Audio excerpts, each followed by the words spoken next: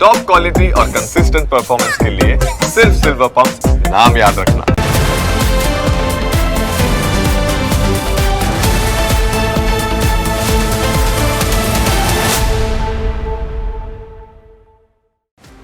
સ્થાનિક સ્વરાજની ચૂંટણીમાં મત મેળવવા માટે નેતાઓ એડી ચોટીનું જોર લગાવી રહ્યા છે, પરંતુ જનતા બધું જાણે છે।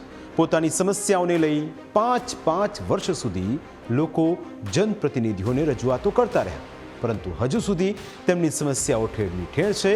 લોકોની સમસ્યા જાણવા ન્યૂઝ કેપિટલની ટીમ અમદાવાદના બાપુનગર વિસ્તારમાં પહોંચી, જ્યાં નેતાઓ મત લઈ ગયા પછી બેક એટલે કે પાછા નથી આવતા, પણ ગટરના પાણી જરૂર બેક મારે છે। અનેક સમસ્યાઓથી ઘેરાયેલા આ વિસ્તારમાં વિકાસની વાતો જ્યારે કરવામાં આવે ત્યારે સ્થાનિકોનો પારો ગરમીની જેમ હાઈ થઈ જાય છે।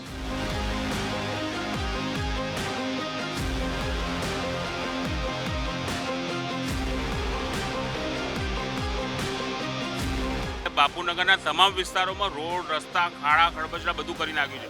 આ લોકોએ પોતાના બજેટો ફાળવ્યા છે અને વારંવાર ખાડા પૂરવાના ખોદવાના આ જ એમનું કામ છે। ગટર, પાણી સમસ્યા ઘણી છે। આરોગ્ય ખાતે બી ઘણા બધા કામની વાતો કરી છે આપણે, પણ કોઈ કાર્ય થતું નથી। આજની તારીખમાં દર્દીઓ એટલા બધા પરેશાન થાય છે અર્બન સેન્ટરમાં કે જેમના કામ જ નથી થતા। ખાલી વાતો કરવી છે વિકાસ તો આમનો હોતો જ નથી। પોતાના બજેટ પાડવા અને પોતાના ઘરનો વિકાસ કરવો એ જ એમનો વિકાસ છે।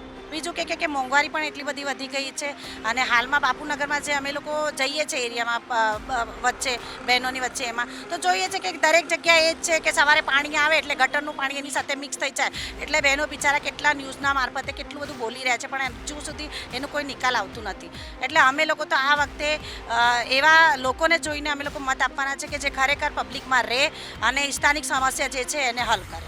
સૌથી મોટી અત્યારે હાલ સ્થાનિક જે સમસ્યા છે ને, તો આપણા એસટી બસ સ્ટેન્ડ છે સામે બાપુનગર વિસ્તારમાં, તો ત્યાં બસો તો આવે છે, સામે બાજુમાં શૌચાલય મૂક્યું છે। આજે બહારગામોથી લેડીઝો આવે છે, બધા આવે છે, તો શૌચાલય 8 વાગે બંધ કરી દેવું છે। અમે વારંવાર એની રજૂઆત કરી છે કે તમે 8, 8:30 શૌચાલય બંધ કરો, રાતે 12 વાગે બસો આવે છે, સવારે 4 વાગે આવે છે, તો બહેનો પેશાબ પાણી બાથરૂમ માટે ક્યાં જાય?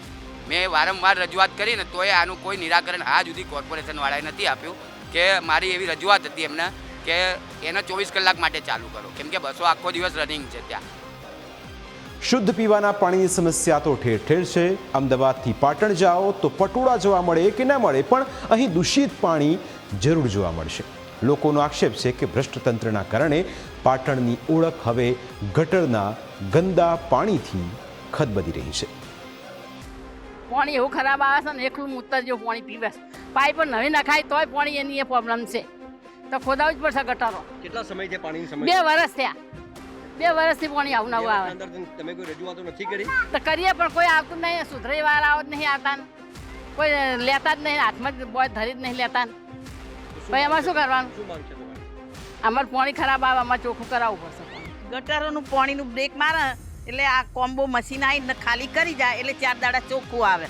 પાછી હતી એની એ પ્રોબ્લેમ એ જ છે, બીજું કશું નહીં। પાણી એમાં ચોખ્ખું જોવો। કેટલા સમયથી ગટરની સમસ્યા છે? આ 2 વર્ષથી ગટરની, એટલે એના લીધે તો અમે નવી પાઇપલાઇન નખાઈ ખર્ચા 2,000 કરીને તોય એનું એ પાણી આવે। પછી ગટર જે ઉભરાઈને આવે છે એ માટે કોઈ ના, ગટરનું નહીં ઉભરાય, એટલે ગટર આખી ગટર ભરાઈ જ રહી હોય, અંદર નીચે પાણીની પાઇપ હોય, બરોબર, એમાં તો કનેક્શન ભળી ગયું હોય ને પાણી ગંધાતું આવે તો આપણે શી કરીએ? એટલે કોમ્બો ખાલી કરીએ એટલે પાછું ચોખ્ખું આવી જાય।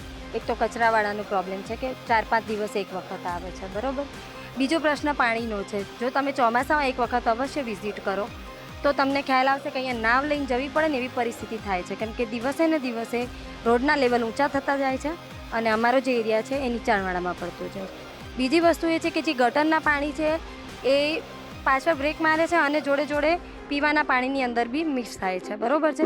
તો મેઇન અમારો પાણીનો જ પ્રશ્ન છે કે દૂષિત પાણી આવે છે, જોડે જોડે ચોમાસામાં કોઈ નિકાલ થતો નથી। પાટણ હોય કે પાલનપુર, મહેસાણા હોય કે મોરબી, દરેક જગ્યાએ સમસ્યાઓ ઠેરની ઠેર છે। મોરબીના રવાપર વિસ્તારના લોકો પણ વિવિધ સમસ્યાઓ સામે ઝઝૂમી રહ્યા છે। લોકોનું કહેવું છે કે આજથી 5 વર્ષ પહેલા નેતાઓએ મોટા મોટા વાયદા કર્યા હતા, પરંતુ એક પણ વાયદો આજ દિન સુધી પૂરો થયો નથી। અમારા શેરીમાં બહુ જ ખરાબ રોડ છે, કોઈ સમૂહ જોતું નથી। આમ કરે કંઈ કહેવા જાય એટલે એમ કહે છે કે હમણાં થઈ જશે, કોઈ જોતું જ નથી। તો પછી હવે અમારે શું સમજવું? અને પાણી સતત ચાલુ છે, જો આવે ત્યારે એટલું આવે, ન આવે ને ત્યારે કાંઈ આવતું જ નથી એમ. ને આવે ત્યારે એટલું ઢોળાય છે અને શેરી રોડ ખરાબ થઈ જાય છે ને છોકરાઓ પડે છે, વાગે છે પગમાં, છોકરાઓના પગ મચકોડાઈ જાય છે તો રમી શકતા નથી. ને આવે ત્યારે એટલું દે છે, તો હવે એનો કંઈક નિકાલ કરો. રવાપર રોડની એક રવાપર ચોકડીની ટ્રાફિકની સમસ્યા છે, જે ઘણા સમયથી છે. ઘણીવાર રજૂઆત કરવા છતાં પણ હજી સુધી એનો કોઈ નિકાલ આવ્યો નથી. અહીંયા ઓવરબ્રિજ બનવો જોઈએ. ઓવરબ્રિજ બનવામાં મેંદનગર ચોકડી ઓવરબ્રિજ ઘણા વર્ષોથી કામ ચાલુ છે, જે પણ હજી પૂરું થયું નથી. એટલે પહેલાં ટ્રાફિક સમસ્યાનું નિરાકરણ કરવું જોઈએ. અહીંયાથી સામાકાંઠે પહોંચવામાં 1 કલાક થાય છે, જેનો સમય 5 થી 15 મિનિટ જેટલો લાગવો જોઈએ, એની જગ્યાએ 1 કલાક થાય. અમારે છે ને અહીંયા કાંઈ રવાપરના લોકોને કોઈ પ્રાથમિક સુવિધા જ નથી, કોઈ જાતની. મતટાણે નગરપાલિકા બધા આવે કે મત આપો, પણ લોકોનું કંઈ વિચારતા જ નથી કે ભાઈ આ લોકો કેટલા હેરાન પરેશાન છે એમ. તો રવાપર રોડ ઉપર તો એટલા માણસો હેરાન છે કે ટ્રાફિક કે છોકરાઓ માટે આમ રસ્તા કે કાંઈ નહીં, માણસો રોજ એટલા પડે છે, તો એ કોણ જવાબદારી લેશે? તો નગરપાલિકાને એટલું તો વિચારવું પડે ને કે આપણે પબ્લિકને સુવિધા આપવી પડે એમ.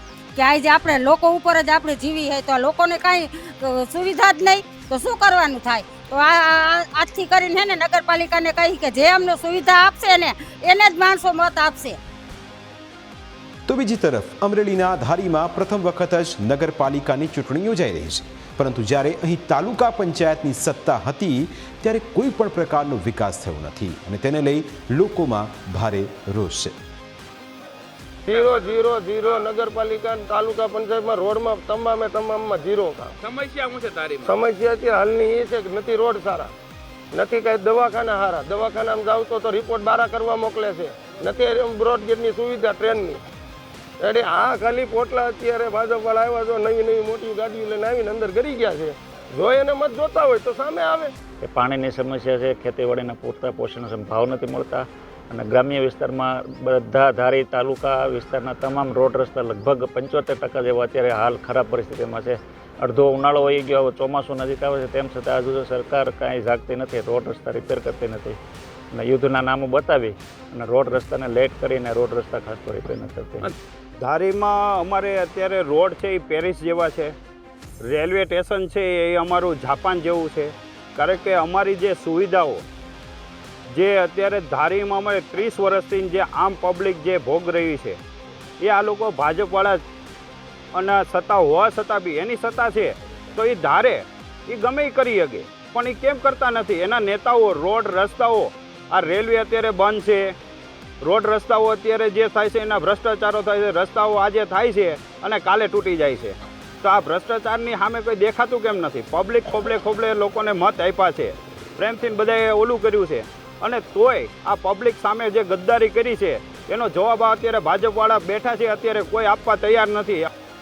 જ્યારે મત લેવાના હોય ત્યારે નેતાઓ મોટા વાયદા કરે છે, સારામાં સારા રોડ, સારું રેલવે સ્ટેશન, બાગ બગીચા સહિત સારી સુવિધાઓના વાયદા કરે છે, પરંતુ ચૂંટણી પૂરી થયા પછી કોઈ નેતા દેખાતા નથી અને તેના કારણે જ આજે ધારી જેવા અનેક નાના શહેરો વિકાસથી વંચિત છે. એવું નથી કે સરકાર તેના માટે પ્રયત્નો નથી કરતી, પરંતુ સ્થાનિક લેવલે ભ્રષ્ટાચાર, આળસ અથવા ઘોર બેદરકારીના કારણે વિકાસ થઈ શકતો નથી. પ્રાઇમ 9માં સમય થયો છે બ્રેકનું. બ્રેક બાદ વાત કરીશું અન્ય શહેરની.